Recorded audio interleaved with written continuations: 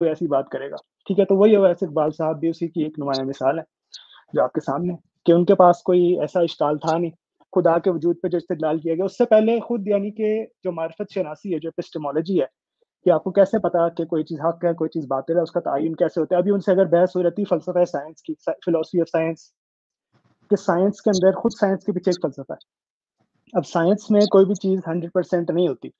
خود اگر آپ فلاسفی آف سائنس کو پڑھیں, آپ تھامس کون کو پڑھیں, آپ کارل پاپر کو پڑھیں, فالسیفیکیشن, آپ ان ساری چیزوں کو پڑھیں گے, آپ کو علم ہوگا کہ سائنس کے اندر کوئی بھی چیز, خود ان کا ادعا یہی ہے کہ سائنس 100% ہمیں نتائج نہیں دیتی. ٹھیک ہو گیا. تو یہ جو سائنس کے زوم میں یہ سارے لوگ بیٹھے ہیں, خود ان کو پیچھے سائنس کے پیچھے کا جو فلسفہ ہے, جو ان کے اپنے مغربی جو ہے, جن کو انہوں نے یعنی کہ اپنا آقا اپنا بزرگ مانا ہوا ہے, خود ان کے اپنے جو مغربی محققین ہیں, جو فلاسفہ ہیں, جو محققین ہیں, جو سائنسدان ہیں, وہ کہہ رہے ہیں کہ سائنس جو ہے 100% حقائق کو نہیں دیتی. تو سائنس کے پیچھے یعنی کہ اس طرح سے آپ کو یہ نظر آتے ہیں کہ انہوں نے اس کا مطالعہ کیا ہوا نہیں, بالکل جو سطحی, بالکل جو بنیادی باتیں ہیں فلسفہ سائنس کی, اس سے آشنا نہیں ہوگا. یقین جانیں آپ, میں حالانکہ اس پہ گفتگو نہیں ہوں, لیکن اگر ہوتی تو آپ کو پتہ چلتا ہے اس سے بھی ان کو کوئی آشنائی نہیں ہے, کوئی شغف نہیں ہے ان علوم سے بھی, جو سائنس کے پیچھے کے بھی جو یعنی کہ سمجھ لے گراؤنڈ ورکس ہیں جو سائنس کے. اس کے علاوہ موریلٹی ہو گئی یا ان سب چیزوں کی بالکل ان کا کوئی مطالعہ ہے ہی نہیں. ٹھیک ہے, اور یہ صرف ان کے لیے نہیں ہے, یہ تمام دیسی ملحدین کا یہی حال آپ کو نظر آئے گا. تو مفتی صاحب نے ماشاءاللہ بہترین دلائل سے بات کی, اور ان کا تو ان صاحب کے پاس, موصوف کے پاس کوئی جواب تھا نہیں. تو آپ کو یہی ریڈ ہیرنگز کرتے ہی نظر آئے کہ جو ہے حضرت آدم کی تخلیق کس طرح, یہ کس طرح ہوا. تو بس یہ چند نکات تھے, باقی زبردست جو ہے زبردست. انشاءاللہ آپ نے خدا تو بہت سہل بات کی ہے سید علی یزدق نقوی صاحب.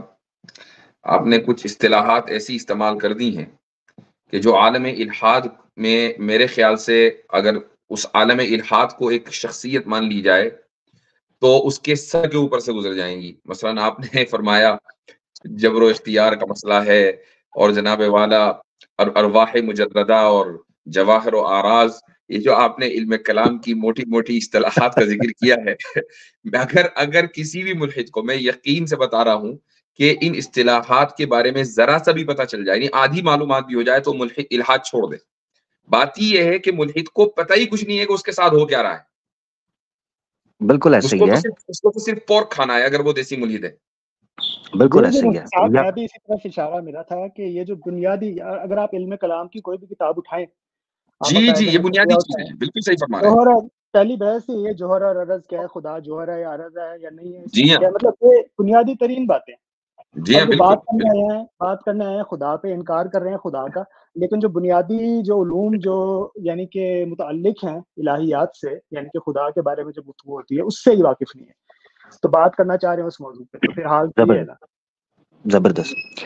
نقوی صاحب نے جو عرض کیا نا حضرت, وہ کوئی ادنا طالب علم ہوگا نا جو نقوی صاحب نے بات کی ہے, یہ تو بڑی اصطلاحات جو استعمال کی جن کی طرف آپ نے توجہ دلائی, اگر ادنا طالب علم ہوگا تو وہ غور سے دیکھے گا کہ ایک بندہ الہیات کے موضوع پر گفتگو کرنے آیا ہے اور تخلیق کے موضوع پر بحث کر رہا ہے, تو اس کو پتہ چل جائے گا کہ تھیولوجی اس بندے کو پھر اس کا مطلب پتہ ہی نہیں ہے. باقی سادگی ہے سید صاحب کی بھی کہ انہوں نے کہا وہ صحافتی کیریئر کو ہی پرسو کریں, تو میں بتاتا چلوں افسوس کے ساتھ کہ انہوں نے 15 سال یہ کوشش کی تھی.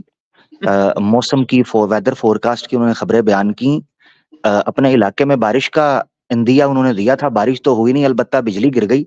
اس کے بعد سے معاملہ جو ہے وہ خراب ہو گیا, اور انہوں نے پھر کہا یہ میرے بس کی بات نہیں ہے. ایک چیز. دوسری, آپ نے دلائل کی بات کی, اس سے پہلے فرینکفرٹ صاحب کی طرف چلوں. حضرت دلائل کی بات ہوئی تو میں یہ سمجھتا ہوں کہ مناظرہ شروع ہونے سے پہلے ہی وڑ گیا لٹرلی, کیونکہ اس کی وجہ یہ ہے کہ آپ نے فیس بک پوسٹ پہ بھی ذکر کیا تھا کہ ابھی تو دلائل, ابھی تو پکچر باقی تھی. اس حوالے سے بھی تھوڑا بتا دیجئے گا کہ کیوں وہ رک گئی بات وہاں پر. دیکھیں, میری جو میرے ذہن میں خاکہ تھا مناظرے کا یا ڈیبیٹ کا, وہ یہ تھا کہ میں شروع میں سب سے پہلے ان سے ہندوتوا کے موضوع پر ایک ڈسکلیمر ان سے لوں گا کہ بھائی وہ اس چکر میں تو نہیں ہے. خیر انہوں نے اس کی وضاحت کر دی, چلو بھائی ٹھیک ہے, مشکل سے 2-3 منٹ کے اندر ہم آگے بڑھ گئے. ہم نے کہا چلو بھائی اب اپنے موضوع پر بات کرتے ہیں. جس طرح ہمارے سید اصدق صاحب نے فرمایا کہ علم کلام کا جو ایک بنیادی, بالکل ایک ذرا سا بھی کسی کو شدبد ہوتی ہے, وہ علم کلام ہو کہ علم توحید و صفات ہو یا وہ اثری مکتب فکر سے تعلق رکھتا ہو, سب کے یہاں یہی ہے کہ بات ہوتی ہی ایپسٹمولوجی سے ہے, کہ جب ایک مرتبہ ایپسٹمولوجی سیٹ ہو جاتی ہے تو پھر آگے دلائل آتے ہیں. بلکہ میں کل ایک اسٹریم پر یہ بات کہہ رہا تھا کہ نہ صرف یہ کہ تھیولوجی میں بلکہ کورٹ آف لا میں، کورٹ میں اگر کوئی کیس جاتا ہے اور بحث مباحثہ ہوتا ہے تو وہاں پر بھی پہلے اس پر بحث ہوتی ہے کہ کون سے ایویڈنسز قابل قبول ہیں اور کون سے نہیں ہیں. جب یہ طے ہو جاتا ہے تو پھر اس کے بعد وہ ایویڈنسز پیش کیے جاتے ہیں کہ جن کے بارے میں بات ہوئی ہے کہ یہ قابل قبول ہے، اور اس کے بعد پھر ججمنٹ آتا ہے. تو میرے ذہن میں یہ تھا اور اسی لیے میں نے تقریباً 10 دلائل تیار کیے ہوئے تھے، اور میں نے جو دلائل پیش کیے ہیں وہ بہت زیادہ یعنی میری دانش کے اعتبار سے سب سے اعلیٰ نہیں تھے. جو سب سے اعلیٰ دلائل تھے وہ تو آگے آنے والے تھے، اور میں سوچ رہا تھا کہ میں ایک دلیل دوں گا اور وہ اس کا کوئی جواب دیں گے یا نہیں دیں گے، پھر ہم دوسری دلیل دیں گے، تو اس طریقے سے 10 دلائل ہو جائیں گے اور 2 گھنٹے کی ایک ڈیبیٹ ہوگی. لیکن وہ 2 ہی دلیلوں پر نوبت آئی، وہ تخلیق سے ہی نہیں ہٹ رہے تھے. حالانکہ میں پہلے ہی کہہ چکا تھا کہ خدا کی ذات کے اوپر اگر بات ہوگی تو خدا کی صفات کے اوپر اس وقت تک بات نہیں ہو سکتی جب تک کہ سامنے والا ذات کے وجود کا قائل نہ ہو. ایک آدمی اگر ذات کے وجود کا قائل نہیں ہے اور اس سے ہم صفات پر بات کریں تو یہ حماقت ہے. تخلیق خدا کی ایک صفت ہے، تو اور اس کا اور جو پوری مخلوق ہے وہ صفت کا اظہار ہے. تو بھائی آپ صفت جو مظہر صفت ہے اس کے اوپر بات کر رہے ہیں وجود ذات کے کو ثابت یا کرنے کے لیے یا اس کی نفی کرنے کے لیے. یعنی یہ حماقت در حماقت ہے، اس کو اور کیا کہا جائے. بالکل ایسا ہی ہے. اور آپ نے جی علامہ صاحب، میں مفتی صاحب کی بات کی تائید کرتے ہوئے اور تھوڑا ایک ایویڈنس پیش کرتا ہوں اس میں کہ آپ دیکھیں ایک تو اس بڑا عجیب لگا کہ جب مفتی صاحب نے کہا کہ ذات اور ہوتی ہے اور صفات اور ہوتی ہیں، الگ الگ بحث ہیں ان کا، آپس میں جو ہے وہ اس طریقے سے ربط نہیں ہے وجود خدا کو ثابت کرنے، پہلے وجود ثابت کریں پھر صفات. تو اس کے ایکسپریشن چیک کرنے والے ہیں ویسے ویڈیو کے اندر کہ وہ ایک دم سے ایک نئی بات جس طرح ہوتی ہے اس کو یہ احساس ہو رہا تھا، اور یہ واقعی درست ہے. میں فقط 2 بات اس میں ایڈ کروں کہ آپ اگر علمی کتابیں پڑھنا شروع کریں تو یہ جدائی ہمیں نظر آ رہی ہوتی ہے. مثال کے طور پہ جب یہ مسئلہ شر پرابلم آف ایول کی جب بات ہو رہی ہوتی ہے تو ہمیں ایسے جو ہے وہ مفکر مل رہے ہوتے ہیں کہ جو خدا کے وجود کو تو مان رہے ہوتے ہیں لیکن پرابلم آف ایول کو حل کرنے کے لیے وہ قدرت علم کے لامتناہی ہونے کے منکر ہو جاتے ہیں. یعنی اب وہ پرابلم آف ایول کی وجہ سے خدا کا انکار نہیں کر رہے ہیں بلکہ صفات کی محدودیت کے جو ہیں وہ قائل ہو جاتے ہیں جا کے. تو یہاں سے پتہ چلا کہ ذات اور صفات 2 الگ میدان ہیں. پہلے ذات ثابت ہوگی پھر صفات کا، اور ایسا ہو سکتا ہے کہ ایک ذات خدا کا قائل ہو جائے لیکن صفات میں اس کی الگ جو ہیں وہ نظریات بن جائیں. یا مثلاً آپ کو ایک تھیولوجی ملے گی جو ویسٹ کے اندر جو ہے وہ چل رہی ہے، پروسیس تھیولوجی. وہاں پر بھی نظر آتا ہے کہ وہ خدا کے وجود کے قائل ہیں لیکن اس کو بشر کی طرح ایک آپ یوں کہہ لیں کہ متکامل یا تکامل کرنے والا جو ہے وہ مان رہے ہوتے ہیں. تو آپ دیکھیں بالکل کنسیپٹ جو ہے وہ جدا ہے اسلام سے کہ وجود خدا کے قائل ہیں لیکن صفات کے اندر آ کے وہ بالکل جو ہیں وہ جدا ہو جاتے ہیں. تو اب یہ کہنا کہ آپ صفات پہ بات کریں تو اس طریقے سے وجود خدا جو وہ ثابت ہو جائے گا اور اس طریقے سے بات ہوگی، تو یہ اصلاً آپس میں اس طریقے سے لازم و ملزوم نہیں تھے جس طرح وہ بنانا چاہ رہا تھا. تو بڑی اچھی نقطہ جو ہے وہاں پر بیان ہوا تھا، اور یہ نقطہ میرے ذہن میں امن کا ایڈ کر دیں اس میں. شکریہ جی. اچھا، اگر وہ یہ کہہ دیتے تھوڑی دیر کے لیے بھی کہ میں چلو ٹھیک ہے ذات کو مان لوں، مجھے اس میں کوئی حرج نہیں ہے لیکن صفات کو نہیں مانتا، تو فوراً ہم صفات پر بات کرتے. جو دلائل میں نے اس بات صفات کے لیے ذہن میں رکھے تھے میں ان کو پیش کرتا ہوں. بالکل بالکل. اور یہ ایک ڈیبیٹ کے اندر میں یاد دہانی کروا دوں کہ سچ والا کے ساتھ جو حضرت کی ڈیبیٹ ہوئی تھی اس میں وجود باری تعالیٰ سے نکل کر پھر صفات کو حضرت نے ساتھ چلایا تھا، مجھے یاد. بالکل بالکل. اور کھانے کی اس نے یہ کہا تھا سچ والے نے کہ مجھے ذات ٹھیک ہے خدا موجود ہے مان لیا میں نے، تو ٹھیک ہے، لیکن وہ یہ بھی کرتا ہے وہ بھی کرتا ہے، وہ فوراً صفات پر آ گیا تھا، ہم نے صفات ثابت کر دی. بالکل بالکل. اور وہ اسی وجہ سے ہوئی تھی کہ وہ صفت کے اوپر، صفت تکلم جو ہے اللہ تعالیٰ کی، اس کے اوپر اعتراض اٹھا رہا تھا فرسٹ پرسن سیکنڈ پرسن کے حوالے سے. تو پھر وجود پر نہ بحث ہوئی بلکہ صفات پر ہوئی. اسی طرح اس ڈیبیٹ کے اندر بھی حضرت نے کھانے کی مثال بڑی شاندار دی تھی کہ ایک بندے کو آپ کھانے کی بات کر رہے ہیں تو آپ اس کو کیسے، وہ کھانے کو مانتا ہی نہیں ہے کہ کھانا کو ایگزسٹ نہیں کرتا، تو آپ اس کو کیسے وہ مینیو دکھائیں گے؟ یعنی کسی چیز کا وجود پہلے آتا ہے اور اس کا تنوع یا اس کا تعدد بعد میں آتا ہے، یا جو بھی اس کے بارے میں صفات ہیں یا اس کی اعراض کے بارے میں بات کرنی ہے.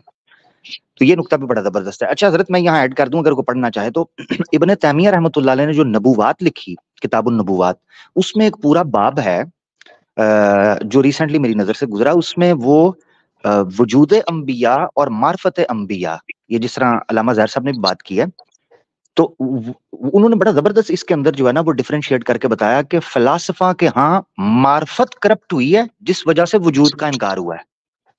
یعنی کسی چیز کی بابت معرفت کا متشکک یا مشکوک ہونا اس کے وجود پر پھر شک پیدا کرتا ہے. یہ اس طرح چلتا ہے. تو ابن تیمیہ نے پھر اس فارمولے کو ٹھیک کرتے ہوئے یہ بات رکھی کہ جب آپ وجود کو ثابت کرتے ہیں اس کے بعد پھر اس کی معرفت کا ذکر آتا ہے کہ آپ کیسے پہچانتے ہیں اس کو یا اس کی صفات کیا ہیں, سارے معاملات ہیں. خیر کافی بات ہو گئی اس طرف سے آگے بڑھ جائے. جی جی آگے بڑھا جائے. جی جی بہت شکریہ. فرینکفرٹ صاحب جی ہمارے ساتھ ہیں اور میں بزرگی کے اعتبار سے فرینکفرٹ صاحب بڑی معذرت چاہتا ہوں آپ کی طرف سے شور آ رہا ہے مائک سے. جی بہتر ہوا ہے. جی جی اب بالکل ٹھیک ہو گیا ہے. فرینکفرٹ بھائی آپ بھی بڑا شوق رکھتے ہیں مباحثات میں مکالمات میں, تو کیسا لگا آپ کو, آپ کا تبصرہ؟ جی جی تبصرہ تو پہلے تو میں مبارکباد پیش کروں گا مفتی صاحب کو کہ کافی لوگوں کے منع کرنے کے باوجود مفتی صاحب نے اپنا شکار کر لیا. بہت سارے لوگوں نے گزارش کی کہ مولانا صاحب باز آ جائے, مفتی صاحب یہ بندہ جو ہے یہ ڈرامے بازی کرے گا, لیکن مفتی صاحب نے بینیفٹ آف ڈاؤٹ پورا دیا. ٹھیک ہے, تو بالآخر ثابت ہو گیا کہ وہ بندہ بیچارہ. اچھا دوسرا ظاہر آباد صاحب نے جو اس کا تجزیہ کیا میں سمجھتا ہوں بہت سارے پوائنٹ انہوں نے بیان کر دیے ہیں. میں صرف اس حوالے سے تھوڑا پریشان ہوں کہ یہ ملحد جتنے بھی ڈیبیٹ رکھتے ہیں خاص طور پر ایمان یونین کے گروپ میں کسی سے بھی, تو ان کو پتہ نہیں کیا, یہ میں پہلے سمجھتا تھا جان بوجھ کے ایسا کرتے ہیں کہ موضوع اور رکھ لیتے ہیں اور بات کسی اور موضوع پہ کرتے ہیں. تو یعنی سمیر نے ایسے کیا, سچ والا نے ایسے کیا, اور پھر حارث سلطان نے ایسا کیا, غالب نے ایسا کیا. تو اب مجھے سمجھ یہ آئی ہے کہ ان میں سے کسی کے ساتھ بھی اگر ڈیبیٹ رکھیں تو جو موضوع طے ہو پہلے ان کو بتایا جائے کہ آپ کا موضوع یہ ہے اور یہ دلائل آپ نے دینے ہیں, ان کے ہم جواب دیں گے. ان کو بریف کیا جائے. میں سمجھتا ہوں یہ بیچارے ہیں اور مستحق ہیں کہ ان کو بتایا جائے. ڈیبیٹ سے پہلے ہم ٹریننگ دیں ان کو کہ ایسے ڈیبیٹ ہوگی, ریہرسل کروائیں. یہ بڑی زبردست شاہ جی نے بات کی. دوسرا شاہ جی میں آپ کی بات میں اضافہ کر دوں کہ ان کو ایک تو ٹریننگ دی جائے, دوسرا یہ ہے کہ ان سے حلفیہ بیان, ایفیڈیوٹ نہیں ہوتا ڈیبیٹ سے پہلے, کہ خدا دا واسطہ جو ٹاپک پہ بات کرنا ان سے حلفیہ بیان ہونا چاہیے عدالتی. جی عامر بھائی میں چونکہ بچے سوئے ہوئے ہیں تو میں باہر آیا ہوں, تو میں صرف یہ کہتا ہوں کہ دیکھیں اب اویس صاحب ہیں ایگزسٹنس آف گاڈ پہ مطلب یہ موضوع رکھ لیا ہے اور فلسفہ یا علم کلام کا پتہ کوئی نہیں ہے, تو دلائل سارے سائنس کے اور ایوولوشن کے پیش کر رہے ہیں. تو اس سے بڑی اور قسم پرسی کیا ہو سکتی ہے ہماری, وہ کیسر بھائی والی بات کہ ہماری کم بختی ہے شاید یہ کہ ہمارے حصے میں یہی آئے ہیں. تو میں سمجھتا ہوں آئندہ سے ایمان یونین میں کسی کے ساتھ بھی اگر کوئی ڈیبیٹ ہوتی ہے تو پہلے ایک ڈیبیٹ موضوع پر, اور یہ اس موضوع پہ دلائل کیا دیں گے, یا ان کو کتابیں پرووائڈ کی جائیں یا پہلے دلائل بتائے جائیں, یا ان سے پوچھا جائے کہ بھائی موضوع یہ رکھ لیتے ہیں آپ کے کہنے پہ, لیکن اس پہ آپ بات کیا کریں گے, سوال کیا رکھیں گے, دلائل کہاں سے لے کے آئیں گے, آپ کا سورس کیا ہوگا, تو وہ پھر مزہ بھی کوئی آئے نا. اب پوری ڈیبیٹ میں ہم یہ دیکھتے رہے ہیں کہ کم از کم کوئی پیٹرن تو سیٹ کرے نا, پیٹرن بھی سیٹ کیا تو کیا کیا, تو اب اس پیٹرن کو سیٹ کر کے کیا نتیجہ نکل سکتا تھا. یہ تو پہلے جملے سے ہی بات واضح ہو گئی.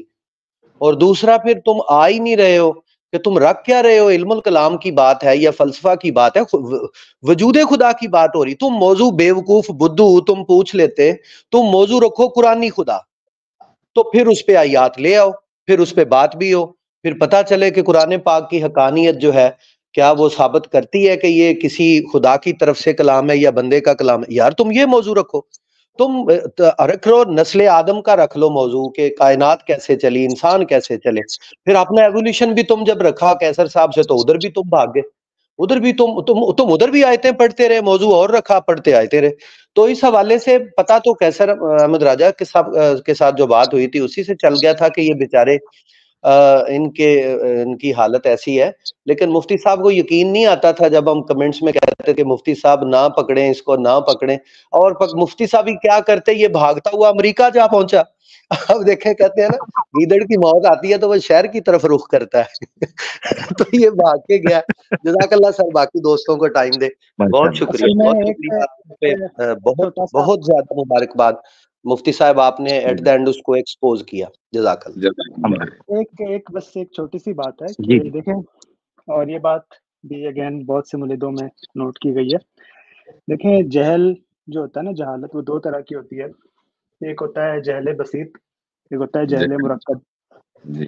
تو جہل بسیط تو یہ ہوتا ہے کہ ایک انسان ناشنا ہے، نا واقف ہے. نقوی بھائی سوری، یہ اردو کے ورڈز ہیں، ان کو پتا ہوگا.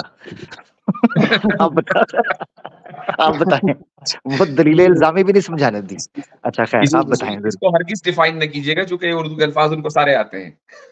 جی جی جی جی. تو جہل بسیط یہ ہے کہ ایک انسان یعنی کہ علم نہیں رکھتا ایک چیز کا، اور اس کو واقفیت ہے، اس کو علم ہے کہ اس کو علم نہیں ہے، یعنی وہ معترف ہے اپنے جہل کا، اپنے ناواقفیت کا. اس کو بولتے ہیں جہل بسیط. اور اس کا سادہ سا حل ہے کہ آپ اس کو تعلیم دے دیں، آپ اس کو سکھا دیں تو اس کو علم ہو جائے گا. ٹھیک ہے، اس طرح کے لوگوں کا علاج آسان ہے. ٹھیک ہے، آپ اس کو سکھا دیں گے، وہ مان لے گا، بات سمجھ جائے گا. پھر جہل مرکب ہے. جہل مرکب جو ہے وہ یہ ہے کہ ایک انسان ایک تو جاہل ہے، اوپر سے اس کو اپنی جہالت سے بھی جاہل ہے. ٹھیک ہے، یعنی کہ ڈبل اس میں جہل، کمپاؤنڈڈ اگنورنس ہے. ٹھیک ہے، تو اس کا علاج ممکن نہیں ہے، ناممکن ہے، کیونکہ وہ اس کو زوم اتنا ہے کہ اس کو سارا کچھ پتا ہے، حالانکہ وہ ہے جاہل، لیکن وہ اتنا جاہل ہے کہ وہ اپنی جہالت سے بھی جاہل ہے. ٹھیک ہے، تو اس کا علاج ناممکن ہے. اور یہی آپ کو جو ہے ڈیبیٹ میں بھی نظر آئے گا کہ جو موصوف ہیں وہ جہل مرکب کا شکار ہیں، جس کی وجہ سے وہ سمجھتے تو ہیں کہ بہت وہ کوئی بڑی باتیں کر رہے ہیں، بہت ان کو علم ہے ان چیزوں کا، لیکن حقیقت تو یہی ہے کہ وہ جو ہے سارا کچھ جہالت پہ مبنی ہے، سارا کچھ جو ہے وہ بالکل ہی یعنی کہ بے بنیاد باتیں. زبردست، بہت شکریہ. اچھا، میرے لیے جو بڑا مزے کا ایک موقع تھا نا، جو بات آئی، جو مجھے بڑا انجوائے کیا میں نے جس مومنٹ کو، اس نے نا ازراہ تکلف کہا correct me if I am wrong. مجھ سے نے کہا یس یو آر رانگ. تو آگے شاید دیکھ رہا ہے. مجھے بات تو مکمل کر لینے تھے. میں نے کہا مجھے پتا ہے بھائی تم کیا کہو گے. یعنی میں بڑی تیزی سے علی بھائی کی طرف چلوں گا. ایک بات میں یہاں یہ کہنا چاہتا ہوں کہ میں نے مسلسل جس چیز سے مجھے کوفت ہو رہی تھی، ڈیبیٹ بڑی مزے کی گفتگو چل رہی تھی، جس چیز سے کوفت، وہ یہ ہے کہ اس کا بار بار ٹوکنا وہ بہت اریٹیٹنگ تھا. اور میں پورے وثوق کے ساتھ یہ کہتا ہوں کہ مفتی صاحب کی جگہ کوئی اور شخص ہوتا تو وہ اس طریقے سے اس کے ساتھ گفتگو نہ کرتا، کیونکہ مفتی صاحب کو پتا تھا کہ بھائی یہ بندہ ہے، یہ کس طریقے سے اپنا سارا وہ لے کر چل رہا ہے، پورا ایک ہسٹری سامنے تھی، تو مفتی صاحب نے موقع دیا. دوسرا، مہمان نوازی کا بھی ایک آپ کو تکلف آ جاتا ہے آپ پر، اسلامی بار بھی ہے، اخلاقی بھی ہے. وگرنہ یہ ہے کہ اس نے مسلسل ٹوکتا چلا گیا تھا، مسلسل ٹوک رہا تھا، اور ٹوکتا بھی اس جگہ پر تھا جو بیسک پوائنٹ ہوتا تھا آپ کے سمجھنے کے لیے، وہاں ٹوکتا تھا. یہی وجہ ہے کہ اس طرح کے بچے پھر کلاس کے اندر بھی نہ سیکھ پاتے ہیں، نہ زندگی میں کبھی سیکھ پاتے ہیں. تو علی بھائی کی طرف میں بڑھوں گا. علی بھائی، آپ کا بہت بہت شکریہ، آپ نے جوائن کیا. علی بھائی، آپ بھی ماشاءاللہ خود ایک ڈیبیٹر ہیں، تو ایز این آڈینس آپ نے مفتی صاحب کی ڈیبیٹ کو کیسے انجوائے کیا، کیسا لگا آپ کو، اس پر ضرور تبصرہ کریں. اور پھر اس کے بعد ہم لنک اوپن کر دیں گے پبلک کے لیے، تو 1 گھنٹہ پبلک کی کالز کے لیے ہم اوپر رکھیں گے، کیونکہ 3 گھنٹے کا مفتی صاحب کا سنڈے کو سیشن ہوتا ہے، تو جیسے میں نے کہا تھا اس کو 3 گھنٹے کے اندر ریپ کرنے کی کوشش کریں گے. جی علی بھائی، اوور ٹو یو. جی بہت شکریہ عامر بھائی. سب سے پہلے تو مفتی صاحب کے لیے دعا گو ہوں کہ اللہ تعالیٰ مفتی صاحب کو صحت و تندرستی عطا فرمائے اور مفتی صاحب کی توفیقات اور رزق میں اضافہ فرمائے. اور اس کے بعد میں مفتی صاحب کو مبارکباد پیش کرتا ہوں، اور اس کے بعد اپنے نصیب پر ماتم کرتے ہوئے ہم آگے بڑھتے ہیں. وہ یہ کہ دیکھیں ٹاپک یہ رکھ لیتے ہیں اور انہیں اندازہ ہی نہیں ہے، یہ سمجھتے ہیں کہ ڈیبیٹ جسٹ اس چیز کا نام ہے کہ آپ نے ٹاپک کو چھوڑ دینا اور اس کے علاوہ آپ کو جتنی باتیں آپ نے رٹی رٹائی ہیں یا آپ کے ذہن میں آ رہی ہیں وہاں پر لا کے آپ نے کر دینی ہے. اور اس کی وجہ شاید یہ ہے کہ لوگ ان کے ساتھ بات کرتے کوئی نہیں ہے. جب کوئی بندہ انہیں نظر آتا ہے تو انہیں لگتا ہے کہ آج ساری باتیں کر لیں, ٹاپک جو رکھا ہوا ہے اس کو یکسر چھوڑ دیا جائے. اور جیسے کہ مفتی صاحب پوچھ رہے ہیں, میں بڑا حیران ہوا ہوں کہ مفتی صاحب 20 منٹ اور بار بار مفتی صاحب نے اس بات کا تقاضا کیا کہ بھائی بتاؤ تو صحیح کہ تمہارے نزدیک سچائی تک پہنچنے کا معیار کیا ہونا چاہیے, بتاؤ تو صحیح. میں تو یقین کریں کہ اتنا اریٹیٹ ہوا ہوں کہ وہ بندہ آگے سے کہہ رہا ہے اور دیکھیں جی بائبل کے اندر لکھا ہوا ہے. مفتی صاحب پوچھ رہے ہیں کہ مجھے کرائٹیریا بتاؤ جس سے ہم طے کریں سچائی کو. وہ کہہ رہا ہے جی بائبل میں لکھا ہوا ہے جو خدا ہے وہ کشتی لڑتا ہے یعقوب سے. مفتی صاحب نے پوچھا کہ کوئی کرائٹیریا بتاؤ, کہتا ہے جی کہ وہ آدم علیہ السلام کی زبان کون سی. مفتی صاحب پوچھتے ہیں کہ مجھے کرائٹیریا بتاؤ کہ کس بنیاد کے اوپر ہم نے بات کرنی. کہتے ہیں جی قرآن پاک میں ابو لہب کو تارا دیا اللہ نے. اچھا حضرت یعقوب سے کشتی والے واقعے کا اسلام سے کیا تعلق ہے, یعنی وہ بھی میں ہی بتاؤں. بالکل. اچھا مفتی صاحب پوچھتے ہیں کہ بتائیں تو صحیح نا, کوئی کرائٹیریا طے کر لیں تاکہ بات کرنی آسان ہو, سچائی تک پہنچ سکے. وہ کہتا ہے جی خدا کے دلائل, خدا کے وجود کے اوپر جو دلائل دیتے ہیں نا جی وہ بچگانا ہے. مفتی صاحب پھر وہی سوال رکھتے ہیں, یعنی کہ اگر آپ تکرار دیکھیں, میں تو یقین کرنے کا بڑا اریٹیٹ ہوا ہوں کہ یہ کیا آدمی ہے, اس سے کیا بات ہو سکتی ہے. اصل میں وہ کیوں نہیں بتا رہا تھا, وہ سید علی اصدق بھائی جیسا کہ فرما رہے تھے کہ وہ جاہل ہے, اس کو خود نہیں پتا کہ وہ جاہل ہے, اس کو اب پتہ ہی نہیں ہے تو وہ کیا بتائے. ایٹ دا اینڈ اس نے آ کے 20 منٹ کے بعد جا کے یہ بات کہی کامن سینس والی, اور وہاں پر پھر کامن سینس کو بھی نہیں بتا رہا کہ کامن سینس کون سے والی کامن سینس. بھائی ایک تو آپ کے اندر ہے, باقی بہت زیادہ تعداد میں لوگ موجود ہیں جو اپنی کامن سینس سے اس کائنات کو دیکھتے ہیں اور اس چیز کا اقرار کرتے ہیں اپنی کامن سینس سے کہ یہ خود بخود نہیں بن سکتی, اس کا یقیناً کوئی مدبر موجود ہے جو تدبیر کر رہا ہے. تو بھائی پھر اپنی کامن سینس کی وضاحت کر دو. جسٹ ایک کامن سینس جملہ اس کے منہ سے پھسلا ہے, اس کے بعد پھر جمپ مار کے آدم علیہ السلام کی زبان کون سی تھی, وہ پھر پسلی سے حوا علیہ السلام کیسے نکلی تھی. یعنی کہ پھر تم طے کر چکے ہو کہ کوئی کریٹر ہے, مان چکے ہو, یہ بھی نہیں کر رہا. ایک ہوتا ہے کہ علمی انداز سے بندہ دیانتدار ہو اور کہتا ہے کہ ٹھیک ہے اب میرے پاس کوئی دلائل کوئی نہیں رہ گئے, اب مجھے پتہ ہی کوئی نہیں کہ سچائی کو کیسے ناپنا. کہتا جی آپ بتا دیں. مفتی صاحب کہتے ہیں کہ مجھے بتاؤ, میں تمہیں اس طرح سمجھاؤں. نہیں, کہتا جی آپ خود ہی دلائل دے دیں. میں بڑا حیران ہوا ہوں کہ یہ کیا بندے ہیں, کیا مخلوق ہے یہ. اسے چاہیے تھا کہ اگر علمی طور پہ وہ دیانتدار آدمی تھا تو اپنی جہالت کو وہاں پر تسلیم کرتا اور کہتا جی مجھے یہ مسئلہ تو کوئی پرابلم نہیں ہے, مجھے یہ والا مسئلہ سمجھا دیں. پھر مفتی صاحب آپ کو وہاں پر آ کے بھی شفقت سے سمجھا دیتے, اور یقیناً اس میں کوئی ایسا معاملہ نہیں کہ مفتی صاحب نہ سمجھاتے. میں تو سمجھتا ہوں کہ مفتی صاحب نے جس انداز سے اس کو ایکسپوز کیا ہے, اس سے پہلے سچ والا کا ہم حال دیکھ چکے ہیں. میں تو چاہتا ہوں مفتی صاحب اب آپ اپنے پاس نا کوئی 4-5 فیڈر لے کے اور رکھ لیں, جب کوئی آئے تو جاتے ہوئے انہیں گفٹ کر دیا کریں تاکہ انہیں آسانی ہو. جی ایک آیا تھا, جی زبردست, ایک آیا تھا وہ کہتا تھا ہاں ہاں ہاں میں جاہل مطلق ہوں, وہ مان گیا کہ جاہل مطلق ہوں. یہ آگے کہتا ہے جی میں آپ سے سیکھنا چاہتا ہوں, میں آپ سے سیکھنا چاہتا ہوں, میں تو سوال پوچھ رہا ہوں. اب اس سے سوال پوچھے بندہ کہ یہ حضرت حوا کا پوچھ رہا تھا کہ وہ 9 مہینے کی تھی یا 18 سال کی تھی, کب کی. بھائی جو پہلا ہومو سیپین تھا اس کی عمر کتنی تھی, اور 9 مہینے رہا تھا یا 18 سال کا آ گیا تھا. اگر کہو کہ جی 9 مہینے پیٹ میں رہا تھا تو اس کی ماں کیوں سیپین نہیں تھی, سوال یہ ہے. ہاں بھائی انسان کا بچہ انسان ہوتا ہے نا, تو سیپین کی ماں کو بھی سیپین ہونا چاہیے تھا. یہ سلسلہ پھر پیچھے چلتا جائے. اس طرح کی جہالت ہے جس کا یقین کریں کہ وہ علمی جگہ کے اوپر انٹرٹین بھی نہیں کیا جاتا, مگر چونکہ اس کو اب یہ غلط فہمی ہو جاتی ہے کہ اگر جو ہے نا وہ اس کو سامنے بیٹھنے کا موقع ملا ہے تو وہ یہ گویا سمجھنے لگا کہ میں شاید پائے کی چیز ہوں, یا میں جسے کہتے ہیں لیول پلینگ فیلڈ کے اوپر کھڑا ہوں. اس کو یہ نہیں پتا تھا کہ اب تم ہی ہو, تم جیسے لوگ ہی ہیں جن سے بات کرنا ہماری مجبوری بن چکا ہوا ہے, ادروائز. اور میں حقیقت آپ کو بتاتا ہوں کہ ایک عرصے سے ہم لوگ ذکر کر رہے تھے کہ ڈبیٹس کا سلسلہ ہونا چاہیے. یہ کیسر بھائی اور مفتی صاحب اور ایون اسلامک ویکننگ ٹیم جو ہے, ان کا شروع سے ہی ماننا ہی ہے, میں تو تھوڑا اور طریقے کا سوچتا ہوں تو اس لیے میں اپنے آپ کو کہہ رہا ہوں. تو ان کا شروع سے یہ ہے کہ واک دا ٹاک, ڈائلاگ ہونے دیں, ڈسکورسز ہوں, ڈبیٹس ہوں, چیزیں نکھر کر سامنے آئے, کھرا کھوٹے سے علیحدہ ہو جائے, کھرا جو ہے وہ چمک کر سامنے آ جائے. تو بہت شکریہ. علی بھائی کچھ آپ کہنا چاہتے ہیں, آپ کہہ لیں, پھر میں لنک پبلک کرتا ہوں. سلام.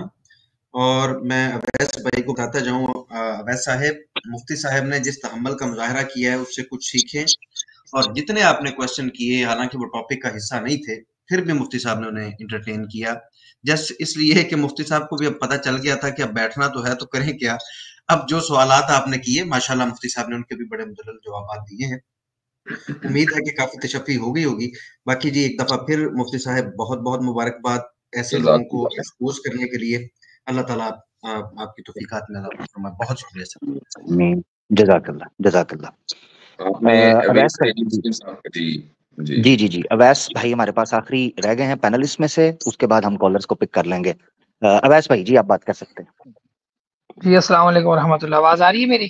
جی جی آ رہی ہے. ماشاءاللہ. سب سے پہلے مفتی صاحب آپ کو بہت بہت مبارک. میں نے آپ کی ڈیبیٹ پوری دیکھی ہے، الحمدللہ مزہ آ گیا دیکھ کے. تو باقی ہمارے سارے دوستوں نے جو ہے ماشاءاللہ سارے علمی پوائنٹس تقریباً بیان کر دیے ہیں. میں دو چار چیزوں کے اوپر بات کروں گا. وہ سب سے پہلے تو یہ جو ملحدین ہیں یہ جب پھنس جاتے ہیں نا ڈیبیٹ کرنے کے دوران، تو یہ اپنے آپ کو نا ایگنوسٹک بنا لیتے ہیں.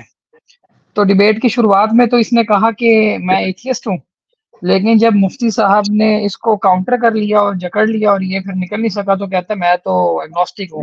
1 گھنٹہ 14 منٹ میں اس نے جو ہے نا سلیش ایگنوسٹک. ہاں جی ایتھیسٹ سلیش ایگنوسٹک. یہ مرد سلیش عورت ہے. تو اس کے علاوہ پھر ایک چیز میں نے دیکھی شروع سے لے کے اینڈ تک نا، کہ ایک تو ہوتا ہے نا کہ ڈیبیٹ کرنے آیا مفتی صاحب کو ٹف ٹائم دینے کے لیے، یہ سوالات جو پوچھنے ہیں اس کی پریپریشن کر کے بھی نہیں آیا. وہ کیسے مجھے پتا چلا کہ مفتی صاحب سے یہ پوچھتا ہے کہ جی آدم علیہ السلام کی مطلب کس ڈیٹ کو آئے، کب آئے؟ تو مفتی صاحب نے کہا اللہ نوز بیٹر. تو اس کے بعد اس کا کاؤنٹر سوال یہ تھا تو پھر آپ یہ بتا دیں کہ رسول پاک صلی اللہ علیہ وسلم اور نبی صلی اللہ علیہ وسلم اور رسول پاک صلی اللہ علیہ وسلم اور آدم کے بیچ میں کتنا ڈفرنس ہے. جس سے مفتی صاحب نے کہا اگر مجھے یہ پتا ہوگا تو میں پھر تمہیں وہ نہ بتا دوں. تو یہ سوالات کی پریپریشن بھی نہیں پوری کر کے آتے. تو شاہ صاحب نے بڑا اچھا پوائنٹ ریز کیا تھا کہ ان کو نا باقاعدہ پہلے بتایا جائے کہ بھائی یہ سوالات تم نے اس ٹاپک پہ پوچھنے اور اس کے اوپر میں تمہیں جواب دوں گا. تو باقی یہی ہے کہ الحمدللہ میں نے جو ڈیبیٹ دیکھی ہے اس کے اندر وہ ٹائم لائن میں اگر ہم جائیں نا تو کوئی 6 دفعہ مفتی صاحب نے لکھا کہ 6th attempt to change the topic، لیکن اس کے بعد مفتی صاحب نے ریئلائز کیا کہ اس نے اتنی دفعہ جو ہے وہ ٹاپک چینج کی ہے. بات بالکل صحیح ہے. میں نے وہ ویڈیو دیکھی، جو کہ ظاہر سی بات ہے کہ ایک چیز یہ بھی بتا دوں میں آپ کو، چونکہ اس کی طرف سے ویڈیو پہلے ہی ڈال دی گئی تھی، تو میں نے کہا چلو بھائی ٹھیک ہے پھر ہم پراپر ایڈیٹنگ کریں اور لوگوں کو بتائیں، چونکہ اتنا زیادہ تنوع ہے باتوں میں کہ لوگوں کو پتہ نہیں چلے گا کہ ہو کیا رہی ہے بات. تو یہ اسکرین کے اوپر یہ بات آنی ضروری ہے. تو میں نے گننا شروع کیا. 2 گھنٹے کی ڈیبیٹ ہے. اب اس میں ٹائم، اور ہمارے کچھ دوسرے ساتھی بھی تھے، عاطف ریان صاحب ہیں اور مفتی عبداللہ مناج ہیں، ان لوگوں نے بھی بڑی محنت کی. اتنا یہ سمجھ لیجئے کہ کوئی 20-25 جگہ تو ہم ویسے ہی اچھا پھر میں نے سوچا کہ اگر میں ایڈیٹر کو بتاؤں گا کہ 20-25 جگہ یہ ایڈ کرنا ہے تو وہ کہے گا بھائی تم مجھے 3 دن کا کام کائیں کو دے رہے ہو. میں نے کہا بس 6 جگہ بہت ہے، کافی. اس کے بعد پھر آپ نے یہ لکھا ہے another attempt to change the topic, another attempt to change the topic. تو ٹائم لائن میں مجھے جو 80% ملی ہے نا ٹائم لائن، اس میں 2 ہی چیزیں تھیں. ایک تو attempt to change the topic اور دوسرا یہ کہ اویس اقبال کے پاس جواب نہیں. تو یہ 2 چیزیں نا سب سے زیادہ ملی ہیں. باقی یہی ہے کہ بخلا گیا کئی دفعہ کی جگہ پر جا کر. ایک دفعہ اس نے وہ سٹینڈرڈ رکھا کہ جی اگر گاڈ مجھے نظر آ جائے گا تو میں مان لوں گا. تو پھر جیسے ہی آپ نے پوچھا کہ تو آپ نے اپنے آپ کو دیکھا تو کہتا ہے دوبارہ سے سوال پوچھیے، تو پھنس گیا. باقی یہی ہے کہ ماشاءاللہ اللہ تعالیٰ آپ کو لمبی عمر دے. اور آپ کی تو سمجھ میں نہیں آیا. میں نے ان سے پوچھا کہ آپ امپیریسسٹ ہیں؟ کہنے گئے ہیں. میں نے کہا امپیریسسٹ ہیں آپ؟ تو کہنے نہیں میں آبجیکٹیو ہوں. اب آپ بتائیں کہ امپیریسسٹ کا آبجیکٹیو سے کیا تعلق ہے؟ کہنے میں تو آبجیکٹیو ہوں. یہ وہی تعلق ہے نا، جیسے اس نے بولا کہ میں ایتھیسٹ سلیش ایگنوسٹک ہوں، جب جواب نہیں آیا کسی چیز کا. تو ماشاءاللہ اللہ تعالیٰ آپ کو لمبی عمر دے. بہت مزہ آیا ڈیبیٹ دیکھ کے آپ کی، اور تھوڑا سا برا بھی لگا کہ اتنی دیر تک آپ نے اس کے ساتھ سر کھپائی کی ہے جس کے پاس نہ کوئی سوال نہ کوئی جواب. ایک تو اگر انسان اچھے سوالات پوچھ رہا ہو نا تو جواب دینے والے کو مزہ آ رہا ہوتا ہے کہ یار اس نے کوئی لاجیکل سوال پوچھے اس کا جواب دوں. لیکن جب اس نے سوال ہی یہ پوچھنا کہ آدم علیہ السلام کب آئے، چلو یہ نہیں پتا تو پھر یہ بتا دے کہ محمد صلی اللہ علیہ وسلم اور آدم علیہ السلام کے بیچ میں کتنا ڈفرنس ہے، تو پھر تو میں سمجھتا ہوں کہ کوئی بھی فرسٹریٹ ہو جائے گا. چلیں جزاک اللہ. بہت بہت شکریہ عامر بھائی آپ کا. مفتی صاحب بہت شکریہ. No problem. بہت شکریہ. اب اویس بھائی یا دیگر احباب میں سے جو تو بیٹھنا چاہیں تو بلا شبہ بیٹھیں، اور اگر کوئی مصروف ہیں وہ بھی دیکھ لیں تاکہ ہمیں پھر پتہ چل سکے کہ ہمارے کتنے لوگ موجود ہیں. تو میں سب سے پہلے لے لیتا ہوں، کالرز کا آغاز کرتے ہیں.